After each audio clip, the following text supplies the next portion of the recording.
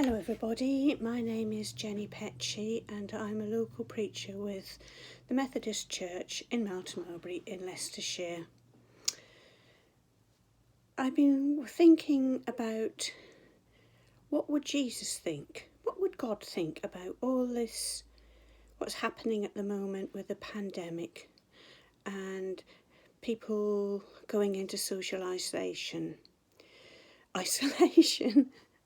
I'm in isolation for 3 months because my husband has leukemia and I'm protecting him from having it himself, and for me getting it as well. So we don't leave the house or the garden.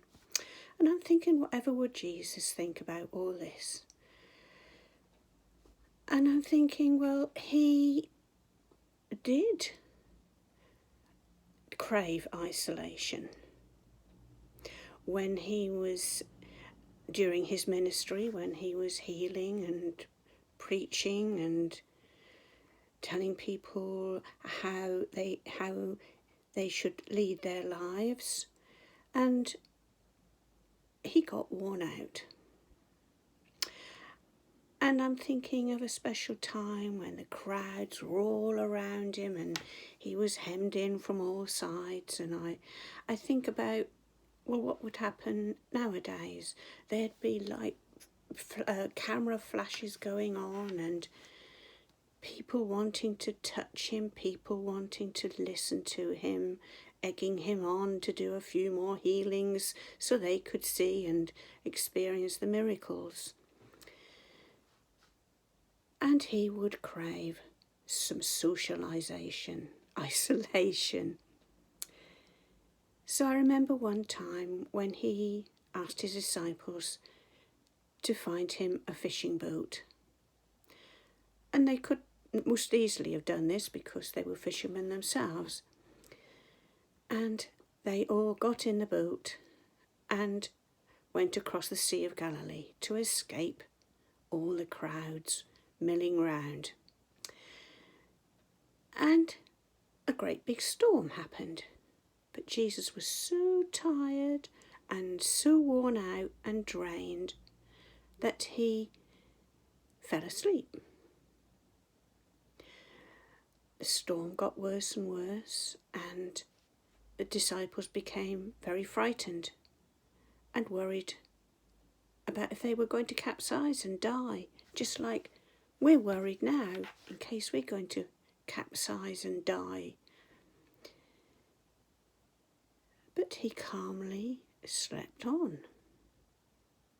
But in the end, the disciples woke him up and said, "For goodness, Lord, don't you worry about us and about our safety."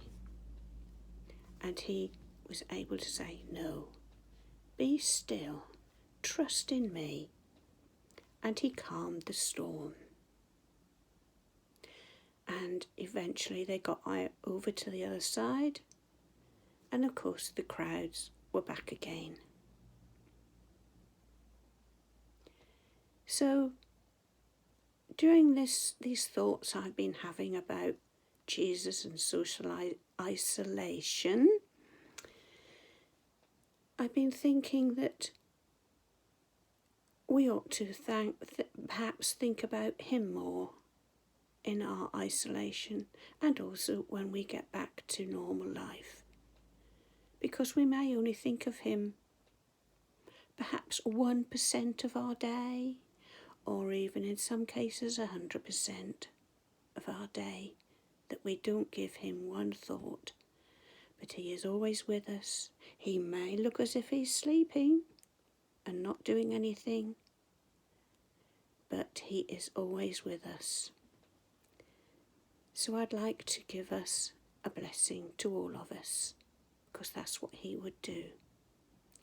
The Lord bless you and keep you. The Lord make his face to shine upon you and be gracious unto you.